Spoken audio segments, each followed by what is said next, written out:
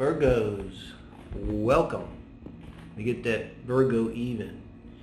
The Virgo heart spread for the second half of September. Full disclosure, Virgo rising here, Virgo Pluto in the 12th house by seconds or minutes on the AC, and Virgo North Node. So I got the Virgo on me. Excuse me, I always exclude myself as, so it doesn't always work. It's an odd position to be in. It's excuse me, to be the hollow bone. Yeah, it's that's the whole point. Leave yourself out of it for a minute and let the information flow through. Because I believe this information comes from your people, your ancestors, your spirit guides, your angels. So be it. That's on you, right? But that's what's tapping into. Which gets to the time. Virgos, it's like, I don't think there's any time in spirit where these messages come from. But we're asking them. Second half of September time frame, Yeah. It's the heart spread. This looks at you and whoever you're thinking of, whoever's in your heart. If I can be corny, and I think that I can because it is Love Channel. If you have it, please do check out the Soul Family Daily Collective Read. See if you resonate, want to be part of that. Think of Terrence McKenna saying, find the others. Bottom of the deck, 10 of Cups, Virgo. Everyone that knows what this means, raise your hand. I don't really use bottom of the deck energy for the heart spread, I say, but lately I've been kind of, I just go with what feels right, and this feels right to me. I mean, I had the same with the other one today, which always I should point out, Wednesdays are always Leo and Virgo days, guys. So 10 of Cups energy for an overall reading for the heart spread. Well, really kind of all that really says is this is the heart spread. It's a love, romance, and relationship reading. Soulmates, twin flames, life partners, check life partners for me. To each their own. Twin flames. All I got to say, better have a lot of energy. Wow. Coming out of the chute, Temperance card. Well, Virgo, this is the Sagittarius card. And position 1 is also the first house, the way I see it, in astrology.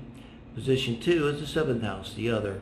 So, but where you're at in love and relationships is actually a perfect energy to be in. Now, I'm not just saying that because I got 4 planets, Sagittarius. I'm saying it because it's true.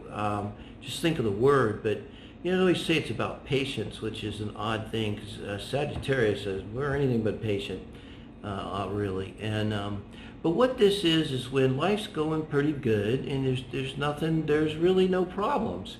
So you're not really in a hurry, you're not really worried, there's nothing to worry about.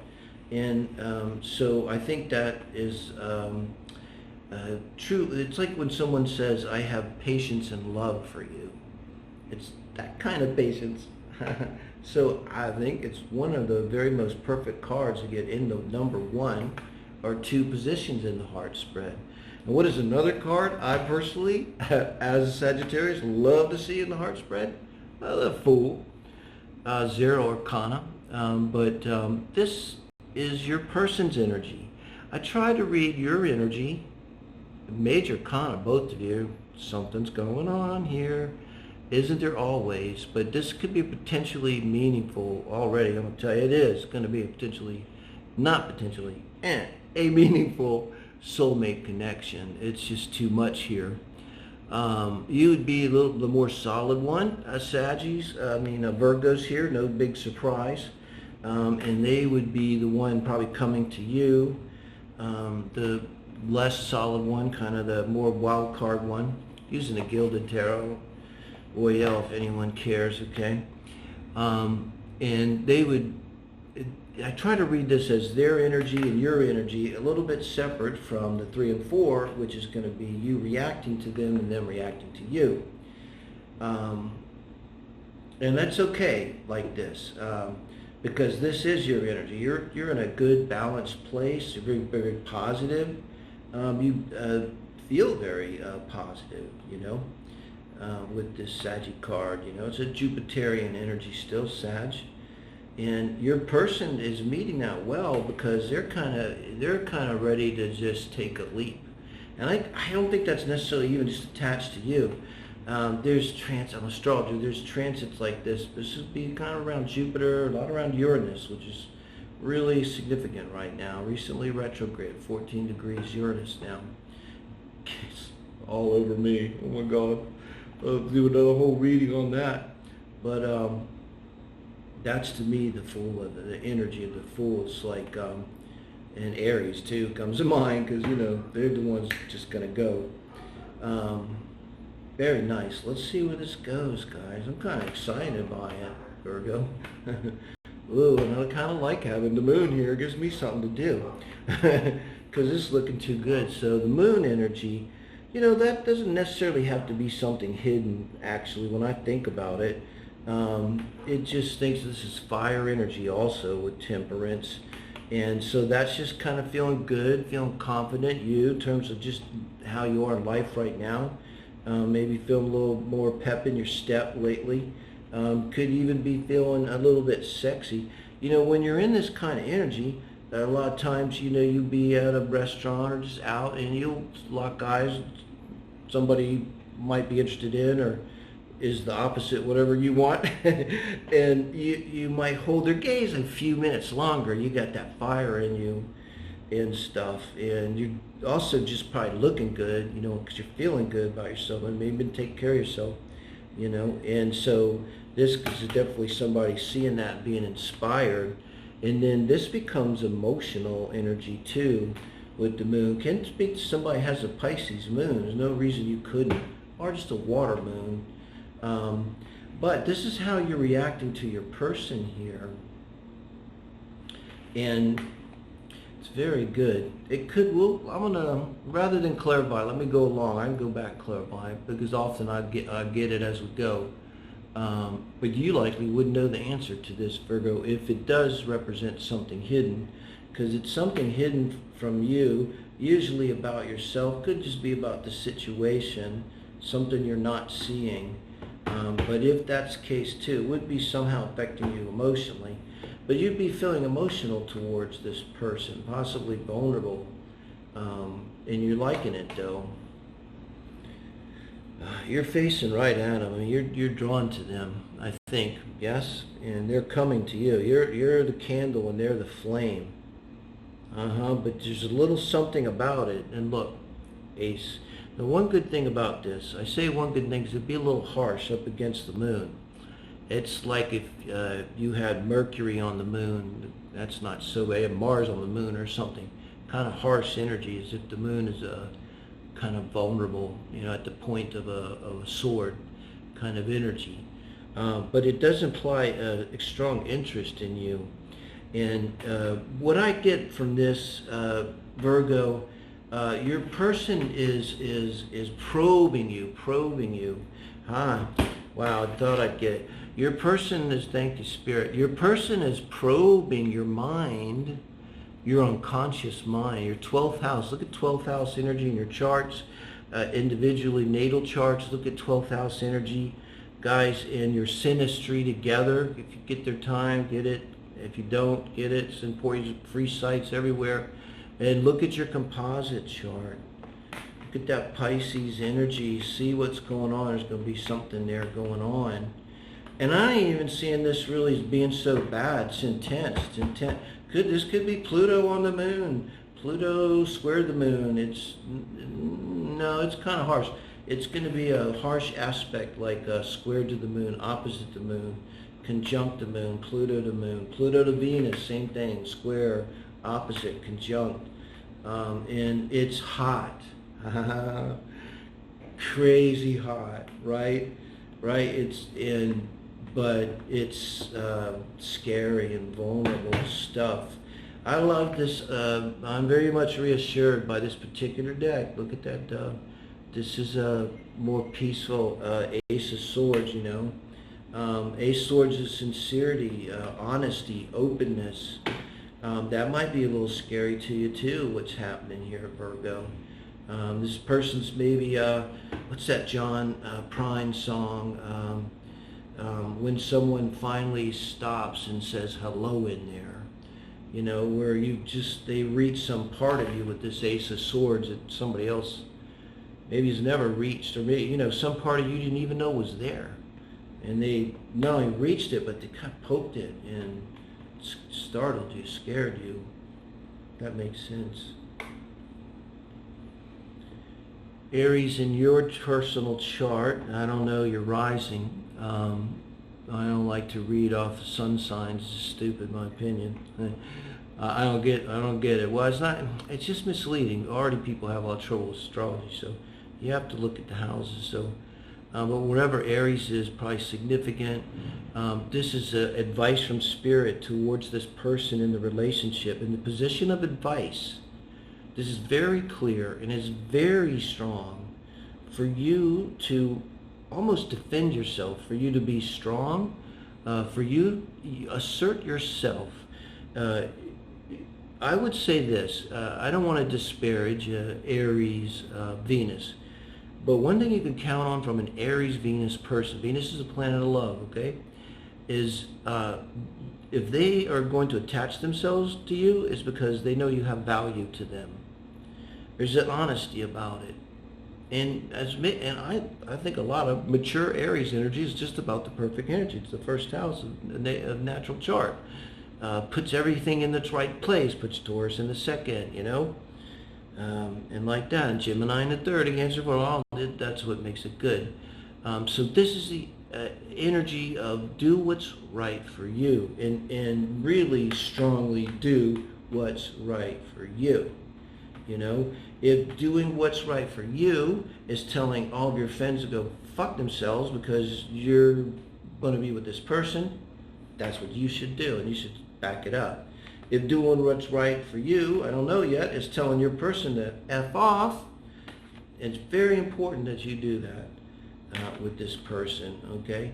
Because it's about this person here. So it's like really important that you honor yourself in this relationship. Like for just a minute, forget them and make sure that what is happening here, maybe this is what the moon is about, what's hidden with the Emperor under the moon, is that there's some element where you're sacrificing yourself, which is why I told you look at the Pisces and the 12th house and Neptune everywhere, okay?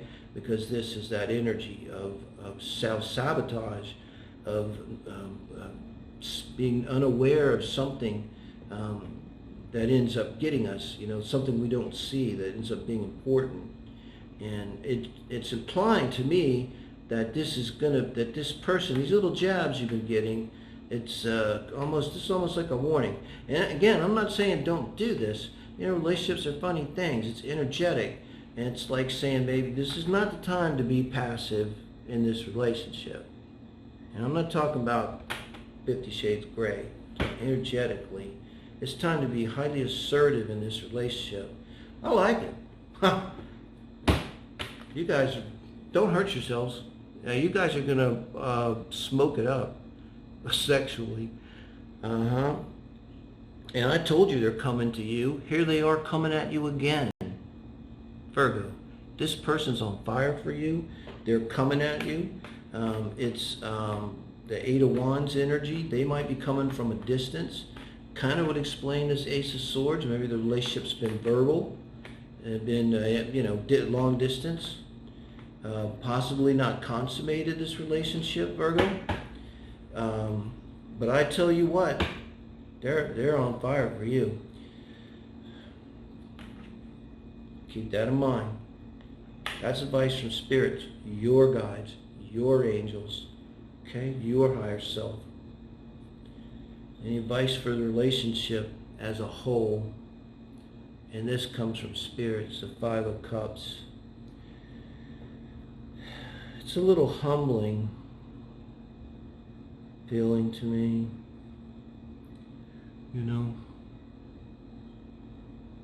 just dead tired and emotionally drained.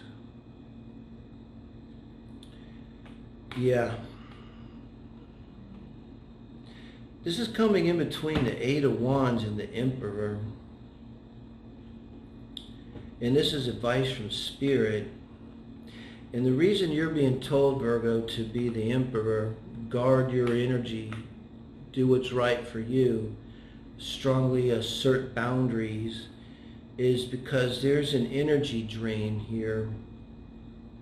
Now, right now, I don't know if this person's an energy vampire. I don't know if I've ever used that term, but what else? That's the term that fits.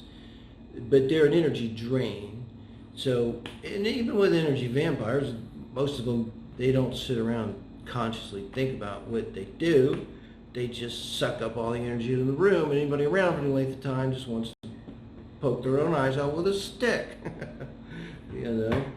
But it's still this energy of the energy drain. You see, Hierophant.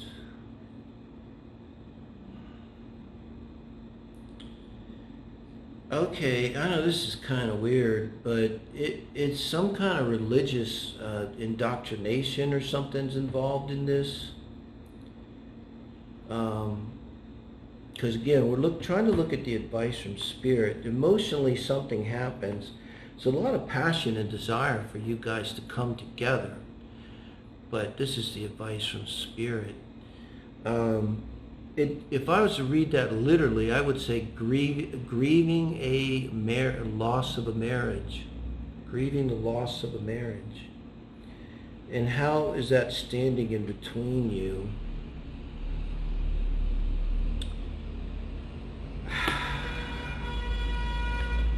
Take this to the bank, Virgo. What you're not seeing, Virgo, this is important because this is very clear. What you're not seeing about this person is how much they are grieving this loss of their marriage. Right? They may have lost a loved one to death. They lost a loved one. And they're still grieving that loss deeply. It's an energetic thing, very deeply. And that's what you're not seeing because they don't see it. Nobody sees it. Somebody sees it. I see it. Tarot sees it. I'm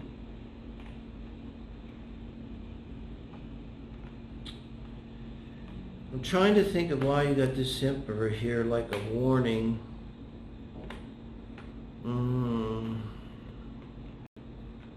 This energy unresolved, you know, could be really harmful, highly projective.